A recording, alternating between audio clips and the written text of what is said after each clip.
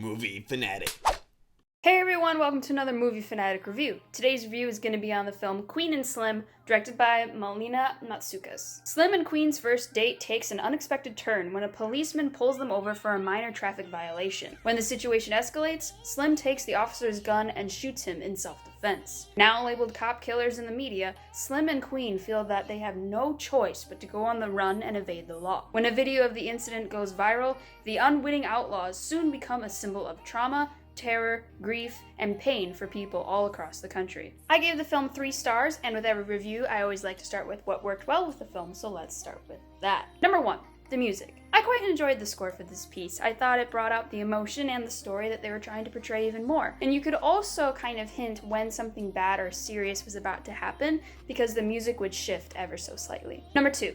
Storyline. The storyline was a lot like a reverse version of Bonnie and Clyde. For those of you who have never heard of Bonnie and Clyde, they were criminals who robbed banks and killed a lot of people. This film is not like that at all. Rather, they instead were going on the run for doing an act that they did in self-defense. The film is more about protesting violence and police brutality, but the plot follows a lot like Bonnie and Clyde in a sense that they are on the run. I know the director and writer don't want us to compare it to Bonnie and Clyde, but it follows and looks a lot like that, and I thought it was an interesting way of putting it together, even if it was not their intent. Number 3. Actors. I thought Daniel Kaluuya and Jodie Turner-Smith did a great job in the roles they played. In the trailer, it stated that they were introducing Jodie Turner-Smith, so it could indicate that it's her first big movie. If that is the case, then I thought she did a job well done. Number 4. Interior monologue. I have it under this category because I'm not 100% sure if it really was an interior monologue or if it was just under the same shot that was edited underneath what they were doing. But anyway, there were a few moments where Queen and Slim would appear to be closer together, not saying anything, but we can hear them speaking.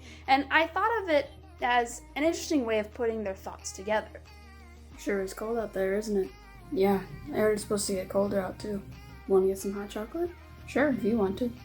Now that we have the good stuff out of the way, let's move on to what the film needed to work on or in fact change. Number 1.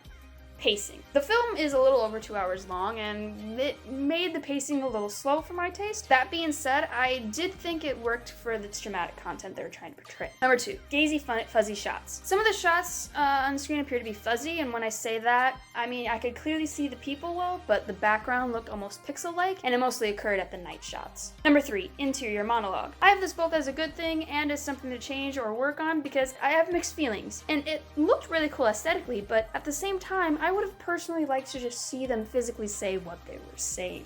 Sure is cold out there, isn't it? Yeah, I heard it's supposed to get colder out too. Want to get some hot chocolate? Sure, if you want to. Number 4. Cross-cutting 2 scenes. There were 2 scenes in the film that cross-cut with each other, meaning one shot is a scene in one location and the next shot is another scene in a different location, and it goes back and forth. The 2 scenes that were cutting back and forth was of a protest happening and a little boy shooting the officer in the face, and the other scene was a sex scene between Queen and Slim. I personally did not think the sex scene fit with that scenario. I understand that it's a love story as well as a story about police brutality, but if you're going to have a sex scene, I don't think combining it with a scene of a boy shooting an officer in the face is appropriate or the smartest thing to do. You could have easily moved the sex scene either to prior or after the protest. Now, the director and writer may have thought hard about having it put where it is, and I am actually really curious to know why they would put it there. And that is my review on Queen and Slim. Let me know what you thought about the film in the comments below. Don't forget to hit like and subscribe so you can keep in the loop of new upcoming videos. Thanks for watching, and I'll see you next time.